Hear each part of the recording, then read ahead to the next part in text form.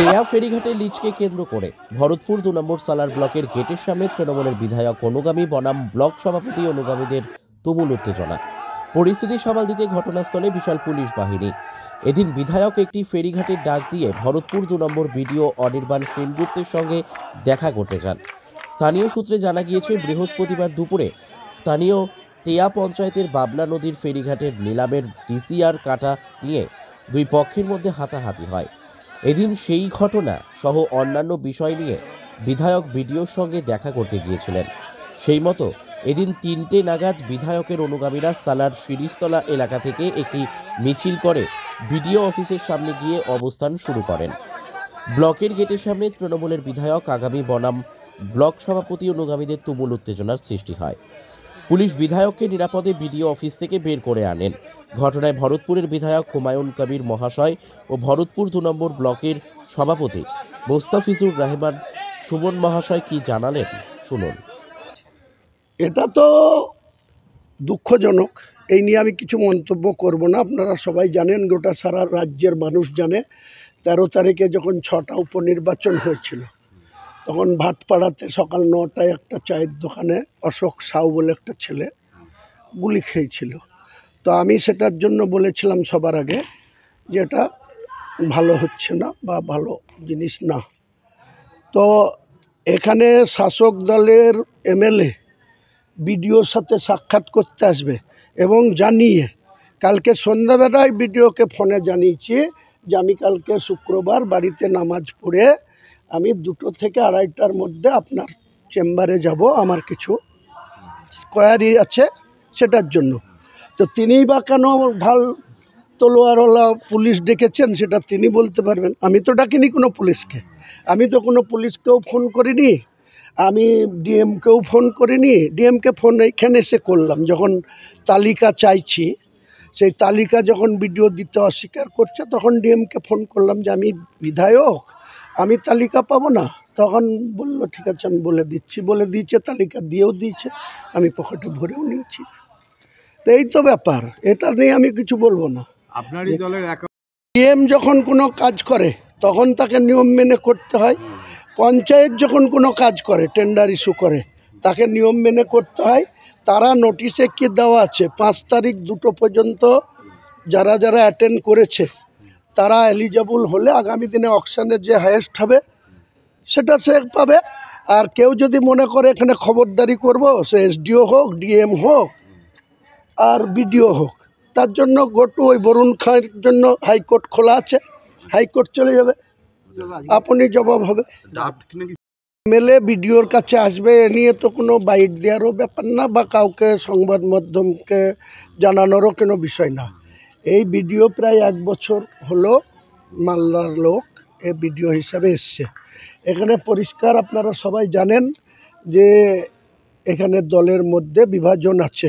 MLA তার যোগ্য সম্মান এখানে পাওয়া যায় না, এটা একাধিকবার রাজ্য শিরোনামেও এসছে। গত ত্রিস্তর পঞ্চায়েত নির্বাচনের টাইমে যারা এখানে নেতৃত্ব দিয়েছে বা ব্লক সভাপতির দায়িত্ব নিয়ে যারা পঞ্চায়েত নির্বাচনে পঞ্চায়েতের টিকিট বিক্রি করেছিল সবাই জানে। রাজ্যের মুখ্যমন্ত্রীর কাছেও অভিযোগ করা হয়েছিল। মুখ্যমন্ত্রী মাননীয় আইনমন্ত্রী শ্রমমন্ত্রী মলয় ঘটককে পাঠিয়েছিলেন বহরমপুরে। সেখানে 5 ঘন্টা তৎকালীন জেলার সভাপতি সাউনি সিংহ রায়, তৎকালীন জেলার চেয়ারম্যান অ্যাডহক চেয়ারম্যান অপূর্ব সরকার, মলয় ঘটক, হুমায়ুন কবির আর এইখানকার ব্লক সভাপতি আর ভরতপুর 1-এর ব্লক সভাপতিদের নিয়ে বসা হয়েছিল সর্বোচ্চ নেতৃত্বকে বলে। তারপরেও জয় তাদের হয়েছে, এমএলএর কোনো কথা খাটেনি। যে কোনো কারণে হোক তারা একতরফাভাবে তাদের নির্বাচিত করে নিয়ে তারা পঞ্চায়েত সমিতি চালায়। আমার বক্তব্য হচ্ছে বিডিও সকলের বিডিও, বিডিওর অপর নাম সমষ্টি উন্নয়ন আধিকারিক। তাহলে সে 7টা অঞ্চলের প্রধান, গ্রাম পঞ্চায়েত, পঞ্চায়েত সমিতি সবের ডেভেলপমেন্ট করবে, সবার কথা শুনবে। এখানে 21টা পঞ্চায়েত সমিতির মেম্বারের মধ্যে 8 জন 9 জনের কোনো কথাই গুরুত্ব দেওয়া হয় না। একটা তারপলিন চেয়েও তারা পায় না। এখানে পঞ্চায়েত সমিতির মহিলা চেয়ারম্যান তিনি আসেন না, বিডিও আর তিনার হাজব্যান্ড, ওই মালিহাটি অঞ্চলের প্রধান মহিলা তার হাজব্যান্ড, সালারের প্রধান মহিলা তার হাজব্যান্ড, তারাই এখানে বিডিওর সঙ্গে দোস্তি করে মানুষের উপরে অন্যায় অত্যাচার বলডুজার চালাচ্ছে। এমনকি আমাদের কাছে অভিযোগ আছে যে একটা ওয়ারিশ সার্টিফিকেট চাইতে গেলেও টাকা ছাড়া একটা ওয়ারিশ সার্টিফিকেট, লিগেল ওয়ারিশ সার্টিফিকেটও ইস্যু হয় না। তো সেটা নিয়ে আমি কাকে বলবো? বিডিওকে বলবো। অথচ 6টা প্রধান আর পঞ্চায়েত সমিতি এইভাবে চলছে। একটা প্রধান আছে বাইরে টিয়া, সেখানে বিজেপির প্রধান, আর আমার অনুগামী বলুন আর আমার সঙ্গে ভোটে টিকিট না দিতে পেরে কিছু লোককে নির্দলে লড়িয়েছিলাম, সেই নির্দলের জিতা একজন উপপ্রধান। ওই সালু অঞ্চলেও দেখবেন, ওই শিমুলিয়া অঞ্চলেও উপপ্রধান যে আছে সে নির্দলে জেতা। তেমনি টিয়াতেও যে উপপ্রধান আছে টুলু মোল্লা, সে নির্দলে জেতা। তাহলে তারা নর্মাল কোর্সে তাদের একটা ফেরিঘাটের ইজারা দেওয়ার বা ডাক দেওয়ার ডেট ছিল 4 এবং 5, 4/12, 5/12 বেলা 2টো পর্যন্ত সময় ছিল যে লিগেল ইজারাদার যারা অ্যাটেন্ড করতে চায় তারা সেখানে টাকা জমা দিবে, দিয়ে পরে তাদেরকে ওপেন অকশন করা হবে। সেই টাকা জমা দেওয়ার লাস্ট টাইম ছিল বেলা 2টো, 5 তারিখ। কিন্তু দেখা যাচ্ছে যে ওই মালিহাটি কাঁদরার প্রধানের স্বামী রেজাউল, সালারের প্রধানের স্বামী, এখানে পঞ্চায়েত সমিতির কর্মধ্যক্ষ, তারা গিয়ে ডাইরেক্ট সেখানে ঘাটের ওই পঞ্চায়েতের স্টাফ তাদেরকে হুমকি দিচ্ছে, গাল দিচ্ছে, বলছে আমাদের টাকা জমা নিতে হবে। হ্যাঁ, তো তারা তো ঘাটের অংশগ্রহণ করার মতো তারা কোয়ালিফাই হবে না। তাদের ঘাট যারা চালায় তাদের তো মিনিমাম অভিজ্ঞতা থাকা চাই, তাদের সাজ সরঞ্জাম থাকা চাই, তাদের ট্রেনিং প্রাপ্ত মাঝি থাকা চাই, তাদের দীর্ঘদিনের অভিজ্ঞতা থাকা চাই। বরুণ খাঁ দীর্ঘদিন ধরে সিপিএমের আমলে তৃণমূলেরও প্রধান ছিল সমরেন্দু, সব সময় তারাই ঘাট করে এসছে, তারাই ঘাট করছে। সেই ঘাট তারা জমা দিতে পারলো, আর এরা বিনা কারণে যে লাস্ট মুহূর্তে গিয়ে এদের উদ্দেশ্যই ছিল গত বছর এই করে ওই হুমকি টুমকি দিয়ে টাকা নিয়ে পকেটে টাকা ভরে নিয়ে চলে এসেছিলো। এবারও তাদের উদ্দেশ্য ছিল ওখানে যাব, যে আমরা তো ঘাট ডাকতেও পারবো না, ঘাটের ডাকারও আমাদের ক্ষমতা নাই বা আমরা কোয়ালিফাই হতে পারবো না, কিন্তু আমরা সেখানে যেয়ে আমরা তম্বি হম্বি করবো, তাহলে আমাদেরকে ওই বরুণ খাঁরা টাকা দিয়ে দেবে, গত বছর যেটা দিয়েছিল। এবার কিন্তু আমার স্ট্রিক্টলি অর্ডার ছিল যে তোমরা লিগ্যালভাবে ঘাট ডাকবে, সেখানে নিয়ম মেনে, নোটিশের নিয়ম মেনে, প্রধানের নোটিশের নিয়ম মেনে তোমরা অ্যাটেন্ড করতে দেবে, এবং অকশানে যে হাইয়েস্ট হবে সে ঘাট পাবে। 9-12 পর্যন্ত টাইম আছে ঘাটের, তার আগেই অকশানটা করে দিতে হয়। তো আমরা কালকে লাস্ট ডেট ছিল, এরপরে 9 তারিখ হোক 10 তারিখ হোক, সেই যারা অ্যাটেন্ড করেছে তাদের অকশান হবে। বিডিও অতি বেশি উৎসাহী হয়ে 6টা জায়গায় কি হচ্ছে দেখতে যান না উনি। তিরপল যে আর পঞ্চায়েতের সদস্যরা পান না তা দেখবে না, ওই বিজেপি আর নির্দল মিলে যে টিআর প্রধান সেখানে চলে গেছে অতি ইন্টারেস্ট দেখাতে যে তুমি এদেরকে কেন টাকা জমা নিচ্ছ না। দুটোই টাইম এরা গিয়েছে 1:13-তে, আর বিডিও আবার সেখানে চলে গেছে 2:22 আবার ওসিকে ডেকে নিয়ে গেছে।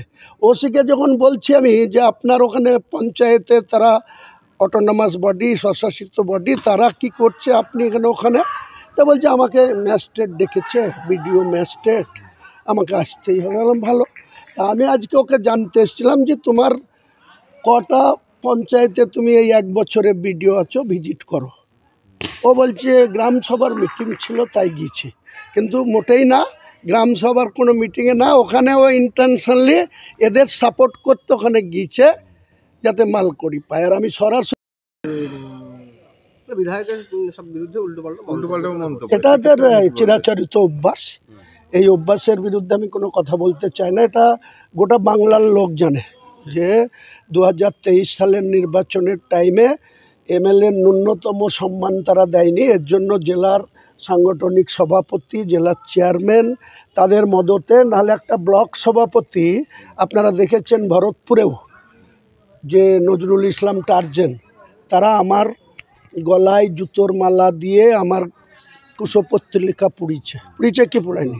তাহলে আমি শাসক দলের এমএলএ, আমার বিরুদ্ধে একটা ব্লক সভাপতি মদত দিয়ে লোককে আমার কুশপত্রিকা পোড়াচ্ছে। তো এখান থেকে কি প্রমাণ হয় যে তারা তাদের স্বার্থ বিঘ্নিত হলেই তারা এমএলএ ফেমএলএ কিছু বুঝে না, তারা তাদের মতো করে চলে। আর তাদের মদত দেয় জেলার সভাপতি, জেলার চেয়ারম্যান। এটা আমাদের দুর্ভাগ্য। ঠিক আছে দাদা, লাস্ট একটা কোশ্চেন। কাউন্টারে ধান প্রক্রমেন্ট করা হয়। ভরতপুরের ক্ষেত্রেও কে বা কাহারা 1000 টাকা করে নিচ্ছে এক একটা কার্ড হোল্ডারের কাছে, যারা কৃষি কি একটা কার্ড ইস্যু আছে কৃষকদের, তারা হ্যাঁ সেই কিষাণ ক্রেডিট কার্ড অনুযায়ী চাষিরা গিয়ে সেখানে সিপিসি কাউন্টারে ধান বিক্রি করবে। তা তাদেরকে এইসব দালালদেরকে ভরতপুরের ক্ষেত্রে 1000 টাকা আর টিয়ার ক্ষেত্রে 600 টাকা করে দিতে হচ্ছে। আমি ডিএমকেও অভিযোগ করেছি, ডিসিকেও করেছি, আবার আপনাদের মাধ্যমে বলছে এসব আমি করতে দেব না। আমি যতক্ষণ এমএলএ আছি এইসব তোলাবাজি করতে আমি দেব না। সেই তোলাবাজির বিরুদ্ধে বিডিওকে বলতে এসছি, তাদের হাতে ঘা লেগেছে, তাদের বাবার ভিডিও, তারা বলবে চলবে, এমএলএরও বলা যাবে না, অন্য কারো বলা যাবে না, এই হচ্ছে বিষয়। ভিডিও কি বললেন? ভিডিও কি বলবে? ভিডিও তো ওদের তল্পিবাহক হয়ে চলে। আমি বলেছি ব্লক ডেভেলপমেন্টের চেয়ার, সেখানে আপনাকে নিরপেক্ষতা অবলম্বন করে চলতে হবে। এটাই আমার ডিমান্ড, এটাই আমার ডিমান্ড, অন্য কিছু না। তার কাছে আমার কিছু চাওয়ার কিছু তো নেই।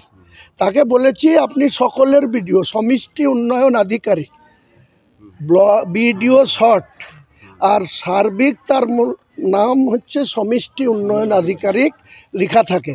তা সমষ্টি বলতে কি সবারই তিনি ডেভেলপমেন্ট করবেন। তো কতিপয় ব্যক্তি 21 জন মেম্বারের ভিতরে 8 জন 9 জনকে গুরুত্ব দেন না। শুধু 9টা স্থায়ী সমিতির ভিতরে রুনা লাইলা আছে যে দপ্তরে। ঘাট কেন ক্যান্সেল হবে? ওটা ঘাট ক্যান্সেল করার অথরিটি ভিডিও না। 2কে সালার ব্লক করার দাবি রেখেছেন আপনি। সালার এই ভরতপুর বিধানসভার বিধায়ক এবং সালারেরও বিধায়ক, কোথাও কি আপনার মনে হয় যে এই ভরতপুর 2কে সালার করলে সালারের বিরাট কিছু উন্নয়ন হয়ে যাবে? কি বলবেন এই বিষয়ে? দেখুন, কে কি বলেছে সেটা নিয়ে আমি কিছু বলতে চাই না। আপনি যেটা কোয়ারি বা প্রশ্ন রেখেছেন যে সালারকে ভরতপুর 2 এর জায়গায় সালারের নাম, বিডিও অফিসটা সালারের নামে করতে হবে, তাই তো? এতে আমার কোনো বাধা নেই, বরঞ্চ আমি আনন্দিতই হব।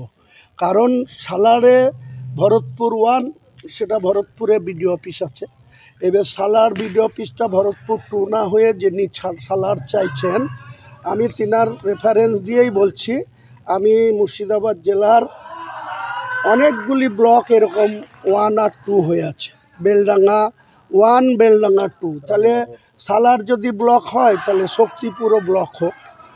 যদি সালার ব্লক হয় তাহলে ভগবানগোলা 1, 2 আছে, সেখানেও 1, 2 বাদ দিয়ে ব্লক হোক। রঘুনাথগঞ্জ 1, 2 আছে, সেখানেও হোক। রানীনগর 1, 2 আছে, সেখানেও হোক। আপত্তির কিছু না। সবাই তো স্বশাসিত নিজের নামে, নিজের যে বাপ সে বাপের ছেলের নাম নিজেই রাখতে চায়। তা সালার ব্লকের নাম যদি সালার হয় তা আমি আনন্দিতই হব। ক্যান্সেল, এই উড়ো ভাষা কোনো কথার আমি জবাব দেব না। ক্যান্সেল হয়েছে, এরা রটাচ্ছে। দেখবেন একটা জমা দিতে পেরেছে। হ্যাঁ, ওরা তো টাকা লিগ্যালভাবে জমা দিয়েছে। ওরা দুটোই টাইম, ওরা একটার সময়তেই টাকা জমা দিয়েছে। শুধু বরুণ খানা 4 জন জমা দিয়েছে। তাহলে 3 জন জমা দিলেই সেটা অ্যাকসেপ্টেবল। 3 জনের কম হয়ে গেলে কোনো একটা টেন্ডারে অনেক সময় প্রধান হোক আর এক্সিকিউটিভ অফিসার হোক আর অ্যাসিস্ট্যান্ট ইঞ্জিনিয়ার হোক আর সুপারিনটেন্ডেন্ট ইঞ্জিনিয়ার হোক, এটাতে অ্যাকসেপ্ট হতেও পারে, নাও হতে পারে। কিন্তু যখন 3 জনের জায়গায় 4 জন জমা করেছে, তাহলে এখানে কোনো প্রমাণই কেউ করতে পারবে না যে এদেরকে বাধা দিয়েছে। আর যারা করতে গিয়েছিল তারা তো টেন্ডারে অ্যাটেন্ড করতে যায়নি। তাদের যদি সত্যি যাওয়ার ইচ্ছা থাকতো বা অ্যাটেন্ড করার ইচ্ছা থাকতো তো 4 তারিখেও সারাদিন খোলা ছিল, 5 তারিখেও 2টো অবধি টাইম ছিল, 1:13-তে গেল কেন? তারা তো আগে থেকে গিয়ে টেন্ডারের যাবতীয় যা নোটিশে ক্রাইটেরিয়া মেনটেন করা আছে সেই করে অ্যাটেন্ড করবে। এখন এদের বক্তব্য হচ্ছে যে অ্যাটেন্ড করতে দেয়নি। অ্যাটেন্ড করতে দিয়েছে কি দেয়নি সেটা প্রমাণ সাপেক্ষ ব্যাপার। একটা পঞ্চায়েতের বডি, অটোনমাস বডি, প্রধানের আন্ডারে তার স্টাফরা, উপপ্রধান, তারা সেটা কোনটা ঠিক আর কোনটা বেঠিক বলার সেই পঞ্চায়েত। এখানে যেমন বিডিও অফিসে বিডিও বলার শেষ কথা, ওসি যেমন থানার শেষ কথা, তেমনি একটা প্রধানের জায়গায় সে শেষ কথা। প্রধান যদি বেআইনি করে তাহলে প্রধানের এগেনস্টও কোর্ট খোলা আছে। আর প্রধানকে যদি কেউ গিয়ে বিডিও হুমকি দেয় তাহলে তার জন্য কোর্ট খোলা আছে। আপনি সরকারি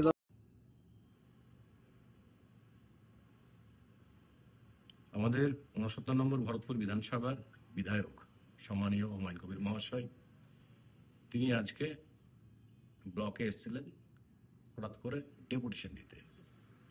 আমাদের 21টার মধ্যে 19খানা মেম্বার, তৃণমূলের মেম্বার, তৃণমূলের একক সংখ্যাগরিষ্ঠ পঞ্চায়েত সমিতি, তিনি বিডিওর কাছে এসেছিলেন ডেপুটেশন দিতে। বিষয়টা কিছুই না, গতকাল টিয়া বদ্যিপুর গ্রাম পঞ্চায়েতের অন্তর্গত টিয়া 1 নম্বর ফেরিঘাটের ডাকের ডিসিআর কাটা নিয়ে একটা সমস্যা হয়েছিল এবং আজকে সেই ঘাট ডাক ছিল। সেই ঘাট ডাক কোনো একটা কারণে আমাদের মহকুমা শাসকের তরফ থেকে সেই ঘাটটার একটা স্থগিতাদেশ দেওয়া হয় এবং সেটাই তার স্বার্থে ঘা লেগেছে। কারণ তিনি সেই টিয়াবদ্যিপুর অঞ্চলের একমাত্র আমাদের 7টা গ্রাম পঞ্চায়েতের মধ্যে টিয়াবদ্যিপুর গ্রাম পঞ্চায়েতই আমাদের এই বিধায়ক সাহেবের আনুকূল্যেই বিজেপির প্রধান হয়েছে। কারণ সেই পঞ্চায়েতের সময় তিনি 122খানা নির্দলের প্রার্থী দিয়েছিলেন। হয়তো টিয়া গ্রাম পঞ্চায়েতে 2-3টে নির্দল পাশ করেছিল এবং বিজেপি কয়েকটা পাশ করেছিল। আমার বিধায়ক সাহেবের নির্দলীয় প্রার্থী এবং বিজেপির কিছু যেটা প্রার্থী মিলে বিজেপির পঞ্চায়েত গঠন করেছিলেন এবং তিনি প্রকাশ্যে সেই বিজেপির প্রধানকে সমর্থন জুগিয়ে কালকে ঘাট ডাককে স্বেচ্ছাচারিতা করছিল। সেখানে গ্রামের সাধারণ মানুষরা সেই ঘাট ডাকের বিরোধিতা করেছে। গ্রামের সাধারণ মানুষরা সেখানে ডিসিআর কাটতে গেলে বিধায়ক সাহেবের অনুগামী কিছু দুষ্কৃতী প্রকৃতির মানুষ তারা সেই ডিসিআর কাটাতে বাধা দেয় এবং এই ব্যাপারটা যখনই প্রশাসনিক মহল থেকে ঊর্ধ্বতন কর্তৃপক্ষদের কাছে খবর যায়, তারা শান্তি শৃঙ্খলার কারণেই সেই ঘাট ডাক স্থগিত করেছেন। তো আজকে 4 জন্যই তিনি ব্লকে এসেছিলেন ডেপুটেশন দিতে এবং তার সাথে ঘা হয়েছে আমাদের দল, মাননীয় মুখ্যমন্ত্রী মমতা বন্দ্যোপাধ্যায়ের দল, আমাদের দল অভিষেক বন্দ্যোপাধ্যায়ের দল। টাকার বিনিময়ে কোনো কিছু করাকে আমাদের দল কোনোভাবেই রিয়াদ করে না। তাই তিনি টাকার বিনিময়ে কাউকে ঘাট পাইয়ে দেওয়ার প্রতিশ্রুতি হয়তো দিয়েছিলেন, যে কোনো কারণেই ঘাটের স্থগিতাদেশ হওয়ার পরে তেনার মতিভ্রম হয়েছে। তাই তিনি আজ অতর্কিতভাবে ব্লকে অনেক লোক লস্কর নিয়ে আজকে এই কাজ তিনি করতে এসেছিলেন। তাই এই জিনিসটা আমরা আমাদের দলীয় ঊর্ধ্বতন কর্তৃপক্ষের কাছেও দৃষ্টি আকর্ষণ করছি, আমাদের জেলা নেতৃত্ব থেকে রাজ্য নেতৃত্ব সকলকে আমরা জানিয়েছি। এটা আমাদের কাছে খুবই গর্হিত কাজ যে আমাদের দলের জোড়াফুলের সিম্বলের বিধায়ক তিনি প্রকাশ্যে বিজেপির প্রধানকে সমর্থন জুগিয়ে তিনি ওই ঘাট ডাক করার জন্য তিনি আজ এত ভীতিগ্রস্ত হয়ে উঠেছেন। আর তিনি মিডিয়ার সামনে প্রকাশ্যে যে বলছে আমাদের দলের গোষ্ঠীদ্বন্দ্ব আছে, মোটেই না, গোষ্ঠীদ্বন্দ্ব কিছুই নাই। এই দলের কাছে আমাদের ভরতপুর বিধানসভায় তিনি মানুষের কাছে প্রাপ্ত হয়ে গিয়েছেন, মানুষের কাছে তার গ্রহণযোগ্যতা হারিয়ে গিয়েছে। আজকে ভরতপুর 1 নম্বর এবং 2 নম্বর ব্লকে যে 12টা অঞ্চল আছে, কোনো অঞ্চলই ওনার পক্ষে নাই। 2টো পঞ্চায়েত সমিতি আছে, পঞ্চায়েত সমিতি কোনোটাই ওনার পক্ষে নাই। অতএব গোষ্ঠীদ্বন্দ্বের কোনো ব্যাপার নাই, তিনার অনুকূলে কিছু নাই, তার জন্যই তিনি এই ধরনের কার্যকলাপ করে বেড়াচ্ছেন। এটা আমরা অবশ্যই দলের ঊর্ধ্বতন কর্তৃপক্ষের কাছে জানিয়েছি, আশা করছি তারা যথাবিহিত ব্যবস্থা তারা নেবেন।